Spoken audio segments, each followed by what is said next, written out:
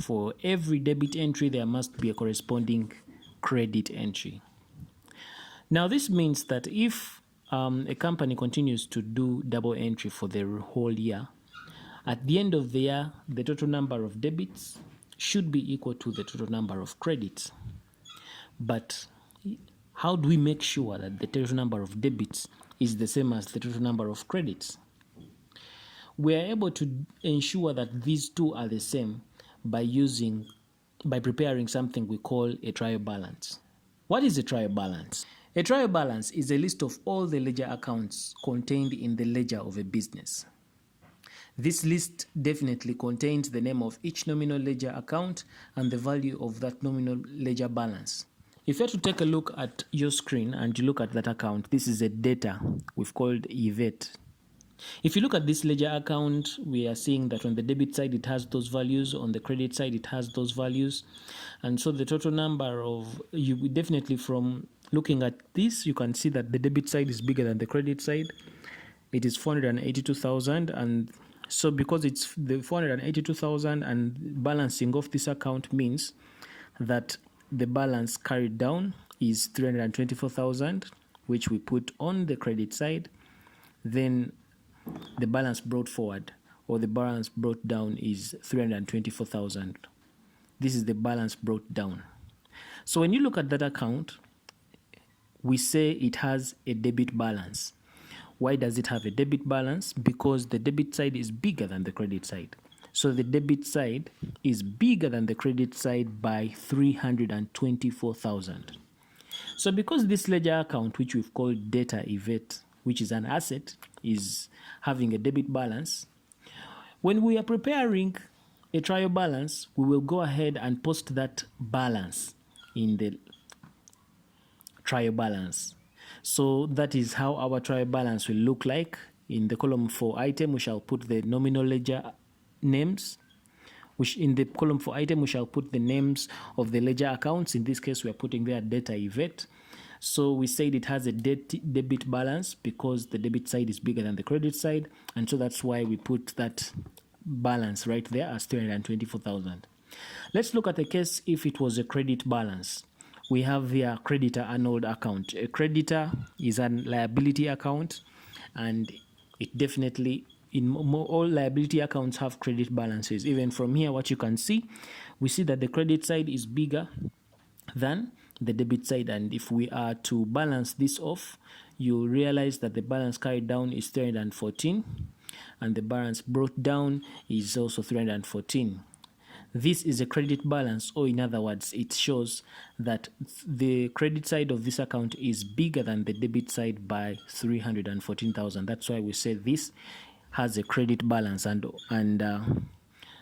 because it has a credit balance of 314, this is how we post it in the trial balance. We shall go ahead and write the name of the account. In this case, we said it's creditor annulled account, and then we shall go ahead and write the credit balance in its column like that.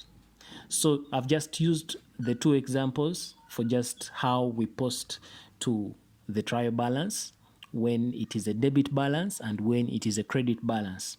Of course, these two accounts are just arbitrary examples, but it's a whole list of different accounts that we post right there, and eventually we go ahead and add up the totals. So if giving you the overall picture, that is how a trial balance will look like. We will have the debit side. All accounts that have the debit balance will have their balances written in that column. Then we have the credit side. All accounts that have the credit balances will be written. Their balances will be written in that column. And of course, the items will be written in that column right there, as you're seeing on your screen. Of course, the general rules when we are writing a trial balance here is that all asset accounts will have debit balances, all liability accounts will have credit balances, all equity accounts will have credit balances, all income accounts will have credit balances, and all expense accounts will have debit balances. And as we're preparing the trial balance in that kind of format, definitely when we go ahead and add the total debits and the total credits, those two figures are expected to be the same. When those two figures are the same, it shows that the double entry has been done very well. Now, a trial balance is not a financial statement. A trial balance is just prepared to check the arithmetic accuracy of the double entry system of accounting. Now that takes me to discussing some of the purposes of the trial balance. Of course, one of them is what I've just mentioned, that it provides evidence of the arithmetic accuracy of the books of accounts. When we say evidence of arithmetic accuracy, we are meaning to say that it helps to prove that the double entry has been done correctly.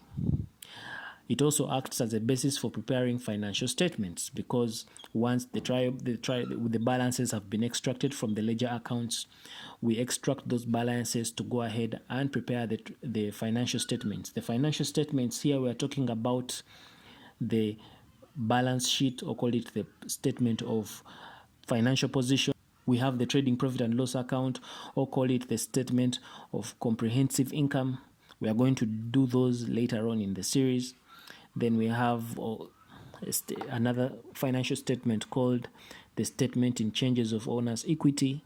And we also have another financial statement that we call the statement of cash flows. All these statements are prepared using information from the trial balance. Then also, trial balance may assist in the identification and correction of errors.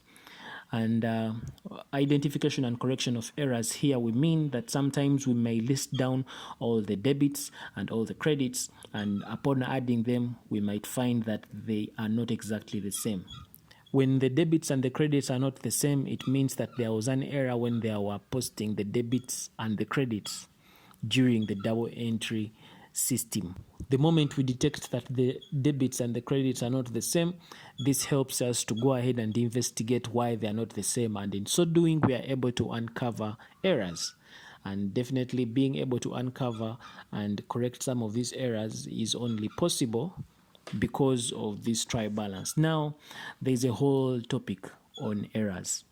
We shall be able to look further into how the trial balance helps us to identify these errors. When we do that topic, it will be a session later on in this series. In our upcoming session, we shall be doing a worked example where we shall be looking at some transactions, and we shall go ahead and perform some double entry on those transactions, and thereafter we'll go ahead and prepare a trial balance. Like this video if you like it. Be sure to subscribe if you've not yet subscribed. Check out other accounting lectures on the channel. My name is Arnold Rwangakuramya, and this is Kisembo Academy.